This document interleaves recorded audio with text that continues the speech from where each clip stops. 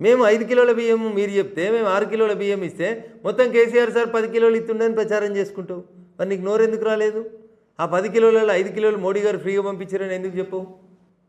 నేను ఇందాక చెప్పిన దివ్యాంగులు, వృద్ధులు, వితంతువులకు ఇచ్చిన పింఛన్ 1000 రూపాయల డబ్బులు ఇవి కేంద్ర ప్రభుత్వం ఇస్తుందని ఎందుకు చెప్పవు? లేదా గొప్పగా చెప్తారు కదా, కేసీఆర్ కిట్లు ఇస్తేనే డెలివరీలు ఎక్కువ అవుతున్నాయి సర్కారు దవాఖానలలో అని.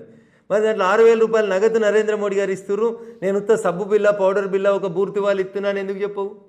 నువ్వు ఇచ్చేది 500, మేము ఇచ్చేది 6000 రూపాయలు. ఎందుకు ఆటానా కోడికి బారానా మసాలా అన్నట్టు ప్రచారం కేసీఆర్ కిట్టు. ఇచ్చే నగదు మాది కదా 6000.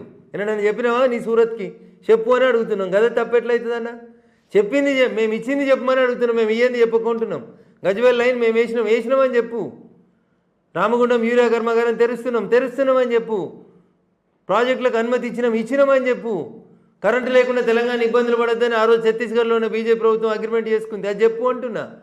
మేం చేసినా చెప్పవు. మంచి చేసిందంతా నీ ఖాతాలు వేసుకుంటావు. ఎక్కడన్నా ఒక దగ్గర పొరపాటు జరిగితే ఇక మోడీ తప్పు చేసిండు అంటే ఎట్లుకుంటావన్నా?